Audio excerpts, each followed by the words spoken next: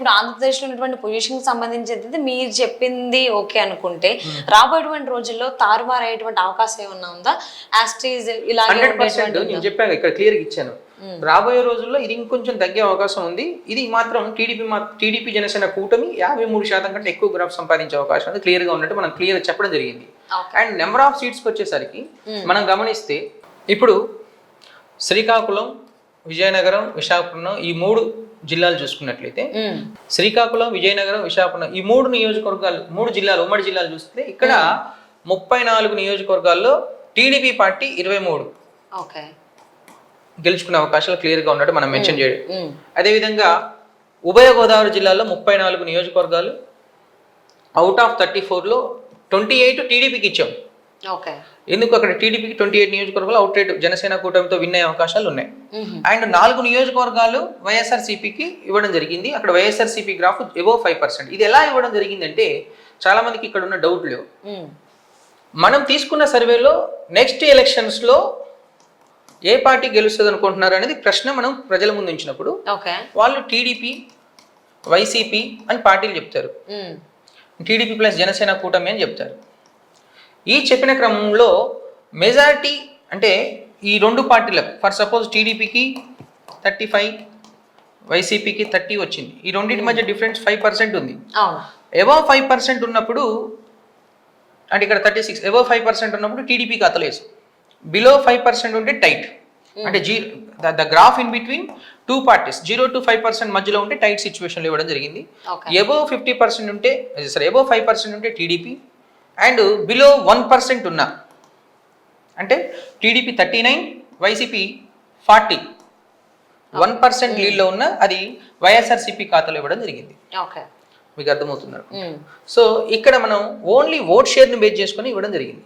ఒకవేళ accommodation of candidates అంటే అభ్యర్థులని వాళ్ళు అకామిడేట్ చేయడంలో ఇరు పార్టీలు విఫలమవుతాయి అంటే 2 చూస్తారు, పార్టీ చూస్తారు, అభ్యర్థిని చూస్తారు. అభ్యర్థిని అకామిడేట్ చేసే విషయంలో ఇరు పార్టీలు విఫలమవుతాయి, ఇవి కొంచెం తారుమారయ్యే అవకాశం కూడా ఉండొచ్చు. అంటే ఇప్పుడు కూడా ఆంధ్ర ప్రజలు పార్టీతో పాటు పర్సన్ అంటే అభ్యర్థి ఎవరు అనేది కూడా చూసుకుంటారు. 100% ఎప్పుడైనా ఎన్నికల్లో ఏంటంటే 60%, 20% అంటే 20% పార్టీ సింబల్, 60% క్యాండిడేట్ ఉండేది. ఇప్పుడు వచ్చేసి జగన్ వర్సెస్ చంద్రబాబు ఎలక్షన్స్ జరుగుతున్నాయి కాబట్టి అది 50% పనిచేస్తే అభ్యర్థి యొక్క క్యాండిడేట్ ఒక 20% పనిచేస్తుంది. దాని తర్వాత పోల్ మేనేజ్మెంట్ అనేది ఒక 30% పనిచేస్తుంది. ఇది కంపల్సరీ చూసుకోవాలి. కాబట్టి అభ్యర్థుల విషయం అనేది చాలా కీలకం. ఇరు పార్టీలు వాళ్ళ ఆల్రెడీ జగన్మోహన్ రెడ్డి అభ్యర్థుల్ని మార్చుదామన్న ఉద్దేశంతో గత కొంతకాలంగా కసరత్తు చేస్తూ చూస్తున్నాడు. ఎక్కువ శాతం బీసీలకు ఇచ్చి బీసీల ఓట్ బ్యాంక్ లాక్కోవాలని కూడా చూస్తున్నాడు. బట్ అక్కడ అర్థం కాని విషయం ఏంటంటే ఆంధ్ర ప్రజలు ఆల్రెడీ డిసైడ్ అయిపోయింది ఏంటంటే గత 5 సంవత్సరాల నుంచి ఎటువంటి అభివృద్ధి జరగలేదు కాబట్టి ఒకసారి ఆంధ్రప్రదేశ్ని అభివృద్ధి చేసుకున్నాక మళ్ళీ ఒకసారి అవకాశం ఇద్దన్న ఆలోచనలో కూడా ప్రజలు ఉన్నారు. అభివృద్ధి జరగాలి అంటే అది గతంలో చంద్రబాబు నాయుడు ప్రభుత్వం అయితే అభివృద్ధికి పెద్దపీట వేశాడు కాబట్టి ఒకసారి అటు అభివృద్ధి జరిగిన తర్వాత మళ్ళీ భవిష్యత్తులో అవకాశం ఉంటుందని ప్రజలు డిసైడ్ అయిపోయింది. అంటే అక్కడ బీసీ ఫ్యాక్టర్ అయినా ఏ ఫ్యాక్టర్ అయినా ఈసారి జగన్మోహన్ రెడ్డి పార్టీకి ఏంటంటే కొంచెం వ్యతిరేక ప్రభావం అనేది చూపించే అవకాశాలు ఎక్కువ క్లియర్గా కనిపించాయి. కానీ జగన్మోహన్ రెడ్డి ఆయనకు సంబంధించినటువంటి సామాజిక వర్గానికే సీట్ల నుంచి మిగిలిన వాళ్ళకే వ్యతిరేకత ఉంది, సర్వేల ద్వారా తెలుస్తుంది, ఐపాక్ ఇచ్చిన సర్వేల ద్వారా అని చెప్తున్నారు. క్లియర్గా చెప్పాలి అంటే రెడ్డి సామాజిక వర్గం రాయలసీమ ప్రాంతంలో స్పెషల్గా మన టీం తిరుగుతున్నప్పుడు రెడ్డిస్లో కూడా డిఫరెంట్ తెగలు ఉంటాయి. కోకోనట్ రెడ్లు అని, బొటాటీ రెడ్లు, పంట రెడ్లు అని ఉంటాయి. డిఫరెంట్ తెగలు ఉంటాయి రెడ్డిస్లో కూడా. బీసీలలో ఎలా ఉన్నారో రెడ్డిస్లో కూడా ఉంటారు. అయితే ఈ రెడ్డిస్లో కూడా ఇప్పుడు వచ్చిన అంటే ఎప్పుడైతే చంద్రబాబు నాయుడు అరెస్ట్ తర్వాత ఎక్కువ మార్పు వచ్చింది. ఎందుకు ఇలా చేశారు, ఈ టైంలో రాంగ్ స్టెప్ ఎందుకు తీసుకున్నారు అని ఎందుకు మరి ప్రజల్లో వాళ్ళ ఆలోచన మరి రైట్ రాంగ్ అనేది ప్రజలకు తెలుసు. ఎందుకు ఈ ఆలోచనలు వచ్చినాయి అన్న కోణంలో ఈసారి ఏంటంటే వాళ్ళ ఓటు వాళ్ళు వేసుకుంటారు తప్ప ఇతర ఓటర్లు ఇన్ఫ్లుయెన్స్ చేయరు అనే అంశం అనేది మనం గమనించడం జరిగింది. అర్థమవుతుందా? సో ఈసారి రెడ్డి సామాజిక వర్గం సొంత సామాజిక వర్గం కూడా ఎటువంటి ఓటర్లని ఇన్ఫ్లుయెన్స్ చేయబోరు అనే అంశం రాయలసీమ ప్రాంతంలో గమనించడం జరిగింది. కాబట్టి ఇక్కడ రాయలసీమలో మనం చూస్తే ఎప్పుడు అంటే ఇక్కడ ఉన్న 52 స్థానాల్లో 26 స్థానాలు సుమారు 26 స్థానాలు టీడీపీకి రావడం జరిగింది. అంటే 1 సైడ్ అంటే మోర్ దాన్ 5%. అంటే వ్యతిరేకత ఏ రకంగా ఉందనేది చూడడం. అప్పుడు 3 స్థానాలే గెలిచింది ఇది 2019లో. ఇప్పుడు చూస్తే 26 స్థానాల్లో టీడీపీ లీడ్లో ఉంది. ఇంకా మారే అవకాశం ఉందని కూడా చెప్తున్నాను, ఎందుకంటే కీన్ కంటెస్ట్ ఉన్నాయి. ఓకే, 7 స్థానాల్లో కీన్ కంటెస్ట్ అంటే అందులో 50% 30 స్థానాలు క్లియర్గా కనిపిస్తుంది.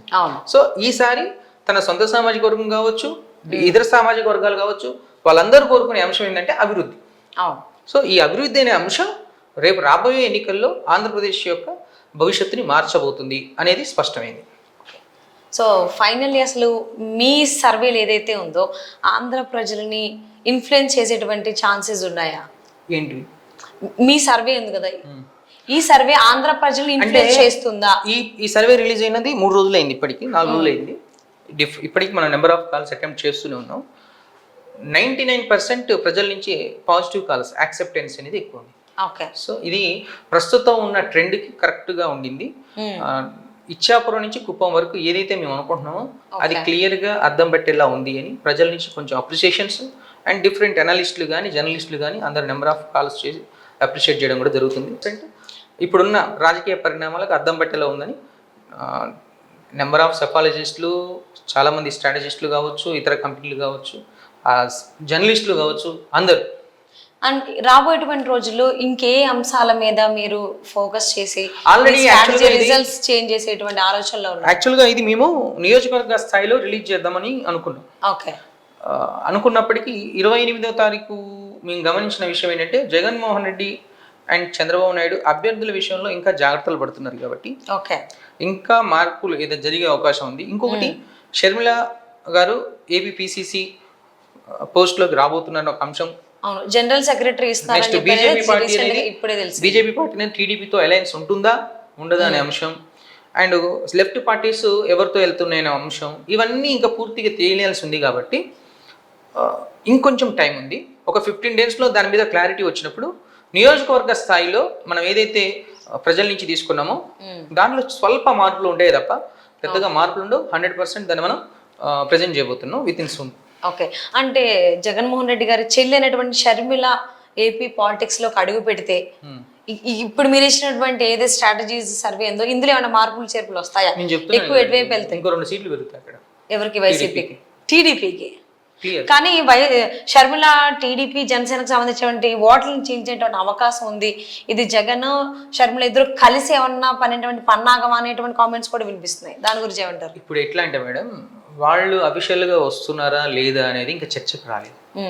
వచ్చిన తర్వాత ఏం జరగబోతుంది పరిణామాలు అనేది ఆ రోజు గ్రౌండ్లోకి వెళ్తే ప్రజలే చెప్తారు.